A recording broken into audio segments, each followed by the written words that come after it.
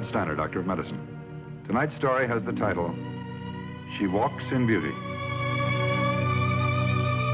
Guardian of birth, healer of the sick, comforter of the aged.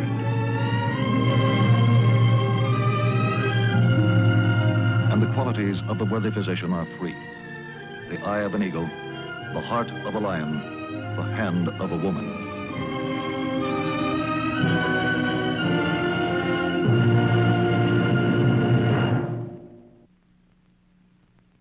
Our actual case history tonight concerns the field of orthopedics. The object in point, a book of poems. The case in point, Jenny Falgren. She's 12 years old, in good general health, and happy as only a child on summer vacation can be. She has no idea that this will be the most important year of her life.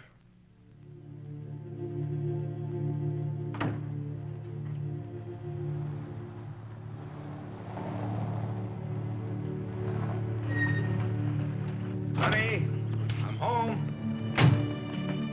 You're early. Yeah. Peeler broke down. Too late to fix it till tomorrow. Better now than later in the season. Fruit any good yet? Fine. Picture's a little green yet. I bet you I've eaten a dozen of these things, though. I brought you and Jenny a taste. They look good.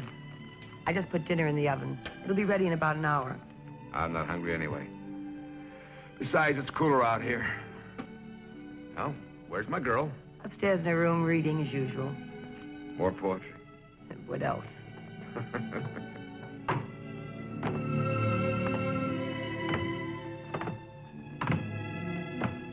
Hi, Pumpkin.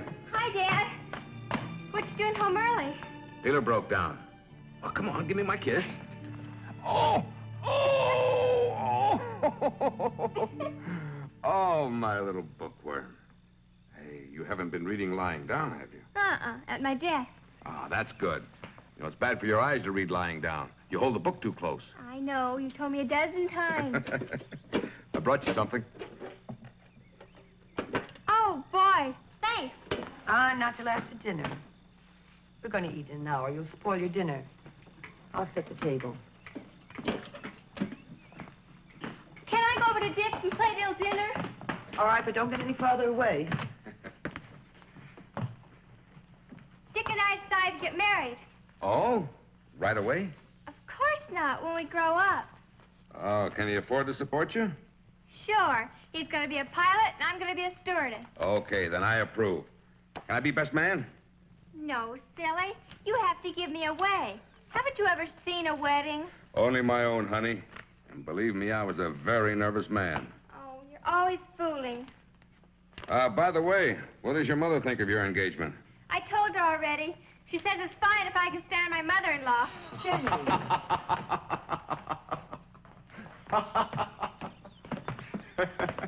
You better be careful what you say in front of her. You know, she doesn't forget a thing. She's growing up so fast lately. Yeah. I caught her putting on my lipstick the other day. What'd you do? Nothing. There's no harm in it. But it did give me quite a shock when I looked at her. I bet you looked like a clown at that, huh? Oh, she didn't. She looked like a young lady. Now she's talking about getting married. Did I ever tell you about the time I was 12 years old and I was going to marry Flora Biesgartner and go be a fireman in Frankfort, Indiana? I know it's only kid stuff, but one day you watch them playing it grown up. And you turn away for what seems only a second. You look back and they're grown suddenly. Honey, what are you worrying about? She's got years to think about marrying Dick, or anybody else for that matter. If she ever marries. What do you mean? Who will that be? Who'll marry a girl with a club foot? Oh, now, Grace, we've been through this 100 times. We haven't been through it. We've talked about it 100 times. But there's always been something off in the dim future. A problem we'd have to face one day. Now it's here. Jenny's no longer a kid with a limp. She's a young lady with an ugly deformity.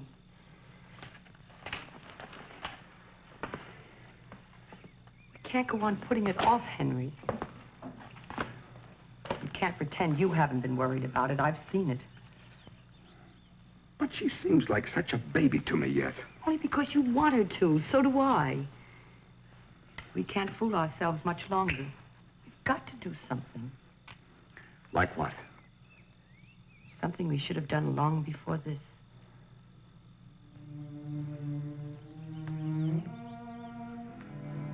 Okay.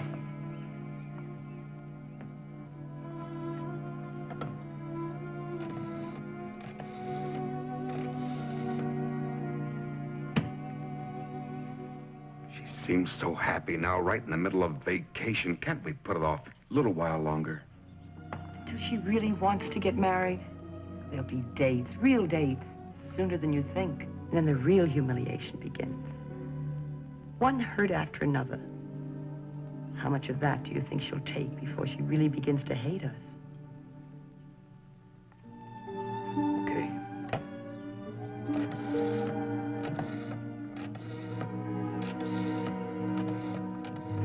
You know, we asked you to come out here because we didn't want to hurt her, unless there's a real reason. Won't you sit down? Thanks. Unless, of course, if you can really help her. I wish we could have done this 4 years ago. Remember when you first moved into town, I said... I know what you said, Doctor. We don't want to be reminded. We did what we did because we thought it was best for her. The question is, what can you do for her now? I'll tell you what I want you to do. Take her to a specialist, a Dr. Keller in the city. I've worked with him before. What can he do? That's for Dr. Keller to say after he's made a thorough examination. Maybe he'll want her to wear braces. Could mean an operation. But do you think he can help her? Yes, I think that...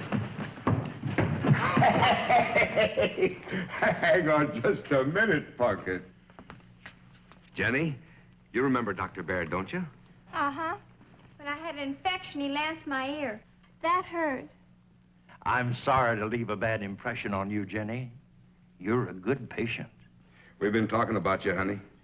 How would you like to make a trip to the city? See about your foot. What for? To change it. To make it like your other one. What would they do to it? Oh, perhaps give you a brace, maybe a little operation. It hurt. Oh, not so much. I don't want to go to the hospital or wear an old brace. This is summer vacation. Hey, girl. Don't you want your foot to be just like everybody else's, Pumpkin? No, I don't mind it. Lord Byron had a club foot and he swum the Hellespont. You don't mind? Do you like Lord Byron, Jenny? He's my favorite, especially the one that goes, Maid of Athens, ere we part, give me back my heart. That's very pretty. Do you know this one? She walks in beauty like the night of cloudless climes and starry skies, and all that's best of dark and bright meet in her aspect and her eyes. That's beautiful. And he had a club foot. If Lord Byron were to live now instead of long ago, do you think he would want to keep his club foot by choice?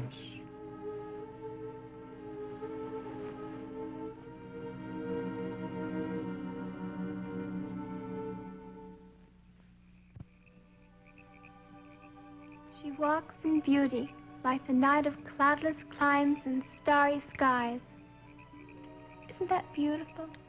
It's okay. I've decided where we're going to live after we get married. Oh? Right here in Oakville. What's wrong with that? I can't be a pilot here. We'll have to go someplace where they've got a big airport, where the mainliners land. Did you tell your folks that we decided to get married? I told mine. They said that was fine. Did you tell yours? Yeah. Who was that guy that was here today? Dr. Baird. What did your parents say? Who's Dr. Baird? Just the doctor. He wants me to go to the city about my foot. You gonna do it? I don't think so. It's okay. Besides, it'd hurt. Maybe you oughta. Why? When I told my folks that we were gonna get married, they laughed. Did you tell them we didn't mean now? Sure. I told them that I was going to be a pilot and that you were going to be a stewardess. Well, They said they never saw a stewardess with a clubbed foot.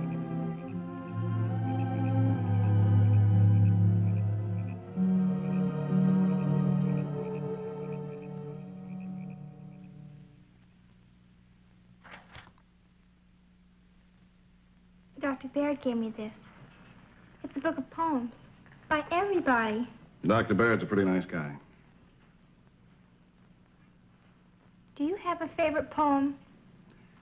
No, I guess I've always been too busy reading other kinds of books. Okay, Jenny, you wait in the outer office with Miss Nelson for a while. It's all right. You can talk in front of me. I'm sure we can, but I think you'll find your poetry books more interesting. Run along, Jenny. We won't be long. Okay.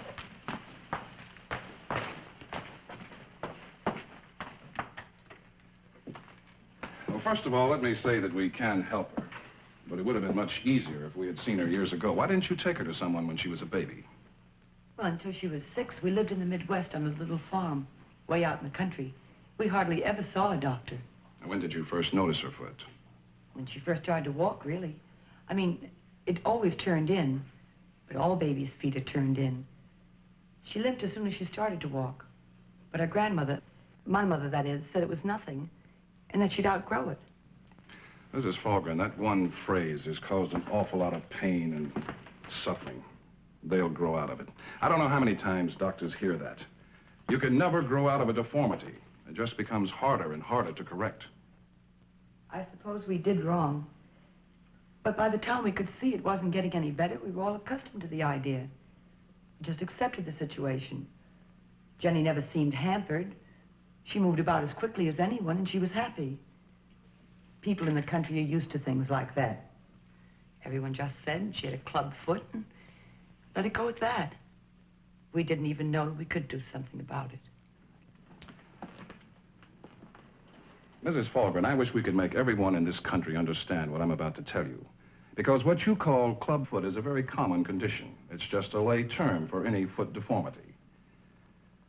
Some turn out, some turn in. With some, the bone structure is shortened and so on. Many of these cases are very mild, hardly noticeable. But they can all be corrected, and almost always without surgery if the baby is taken in time, before the child's a year old. A year old? Yes, that's right. The earlier the better. You see the bones in the foot here? Now, while they're still soft and pliable, they can be wedged into a normal shape quite easily with braces and special shoes. But the older the child gets, the more solidly the bone sets, and the more difficult and expensive it becomes to make any improvement. But you said you could help Jenny. Is she too old for braces? You say she's 12 years old. That's right. Be 13 this December. I don't think the braces will do the job. We can try if you like. But at this age, it becomes a very long and difficult process without any assurance of success. How long? Years. Now, in her case, I think the operation would be better, both quicker and more certain. Is she greatly afraid of the idea of surgery? Not nearly so much as I am. What kind of operation do you do for clubfoot? Well, there again, it's a question of the foot, the individual case. Sometimes it's just a matter of cutting a tendon that's too short. And in Jenny's case? In Jenny's case, the operation is called an arthrodesis, a fusion of the bones into a normal position. Is it very expensive? Not terribly, considering the amount of good it accomplishes. I will tell you this, however. It will cost a great deal more to correct the condition now than it would have when she was a baby. I'll have to talk to my husband. He couldn't get away from work, so he couldn't come with me. Yes, you do that. What are the chances of it being a success, the operation? Excellent. Will it hurt? Will it cause much pain? Well, during the operation, she won't feel a thing. There'll be a certain amount of soreness afterwards until the healing is well started. We've always hated to hurt her in any way. Believe me, this won't hurt half as much as spending just one evening on the sidelines at a high school dance. Hey, you said you wouldn't take long. Come on in, honey. We're all through. Dr. Keller says your foot can be fixed, as good as new. But you'll need an operation. Now? In summer vacation? I'm afraid so.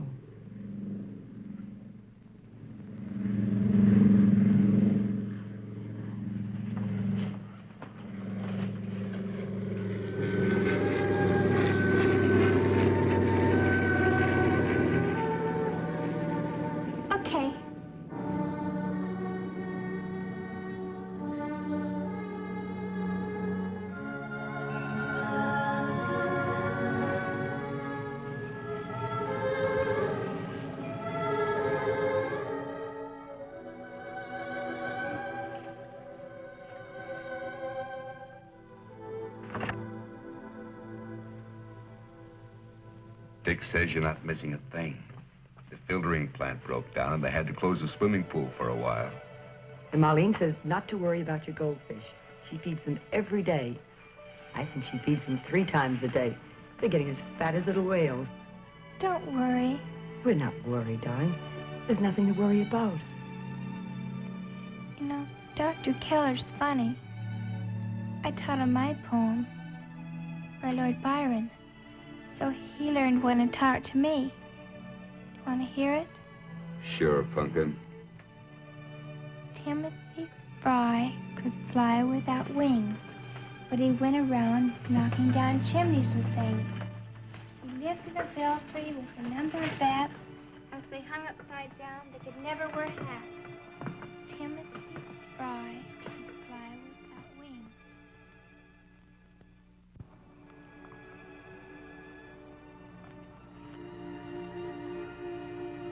The operation begins with an incision on the lateral side of the foot to expose the large bones. A special tourniquet is employed to arrest all bleeding during the course of the operation. Blood is expressed from the leg itself by wrapping it tightly in a rubber bandage before the tourniquet is applied. The surgeon must use extraordinary care in order to avoid dividing the vital nerves and tendons which traverse this particular area of the foot.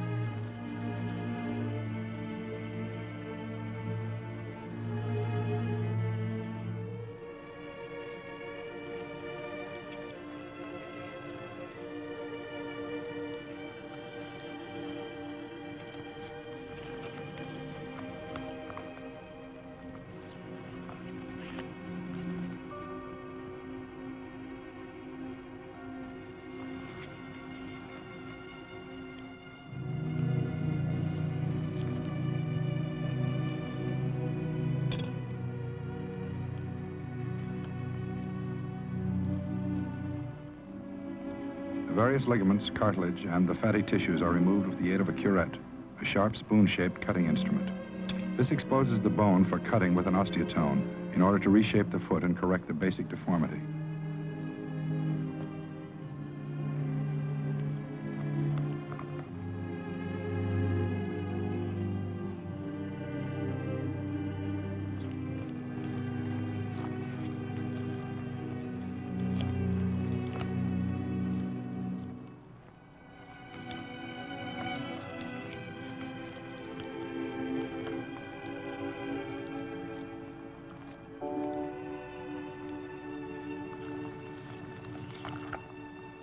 This, in turn, allows the foot to be brought into its normal weight-bearing position.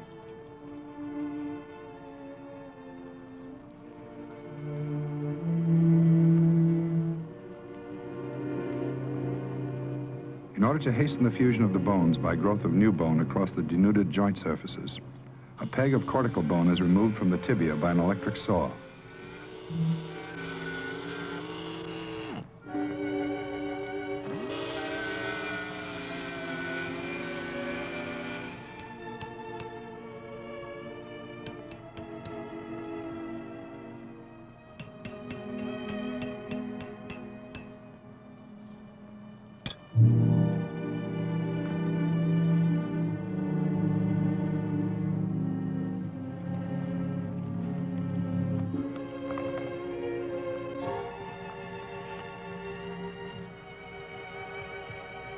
The peg is inserted across the joint space to reinforce the fusion and stabilize the bones.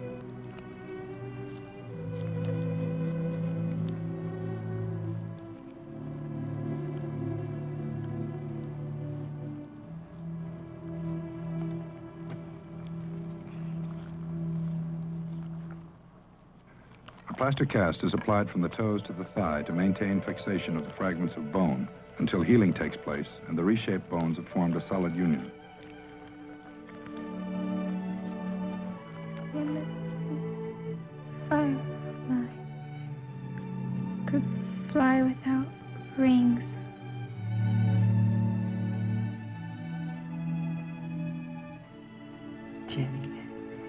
Jenny, it worked fine. The operation was fine. Dr. Keller says your foot's going to be just like normal, Pumpkin. Thank you. Timothy.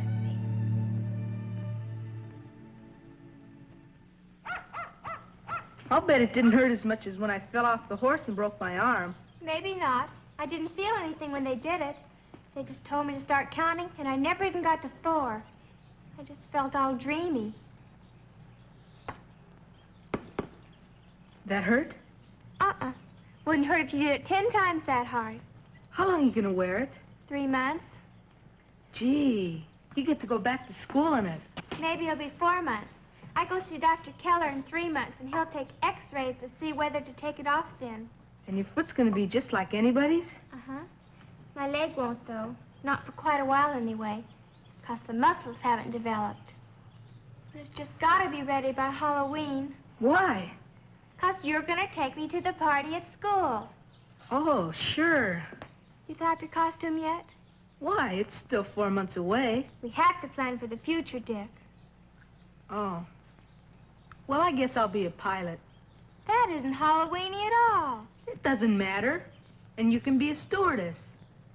I don't know if I want to be a stewardess anymore. You mean not ever? I think maybe I'm going to be a dancing teacher. But what about me? What about you? Why don't you be a dancing teacher, too? Dancing teacher? Nah. You can be what you want, but I'm going to be a pilot. Well, I guess you can be what you want to. Well, so long, Jenny. You going? Yeah. But I thought you were going to stay for the afternoon. Well, I got some things to do. And think about.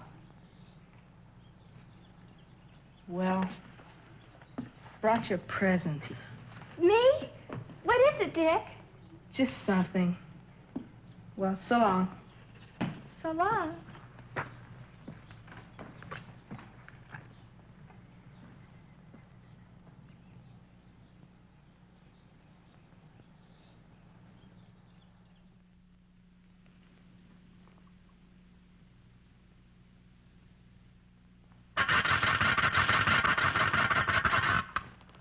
Hey, that's a real good one, isn't it? Why doesn't she hurry up? Girls are always late, Dick. You'll have to get used to it. You've got lots of time. I can drive you there in 5 minutes. What time's the party over? 10 o'clock. If you're going to be late, you call me, you hear? I don't want to have to sit in the car for a half hour. Okay. Where have you been keeping yourself, Dick? We haven't seen much of you the past 3 weeks. I've been taking dancing lessons. You been? Do you like it? It's all right.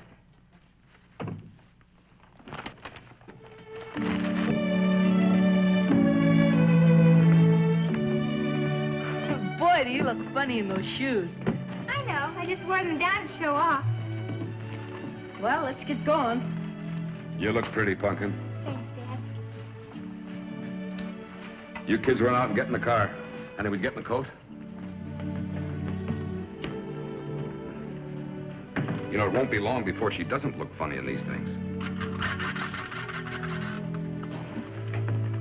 Hey, what's that Lord Byron thing she's always spouting?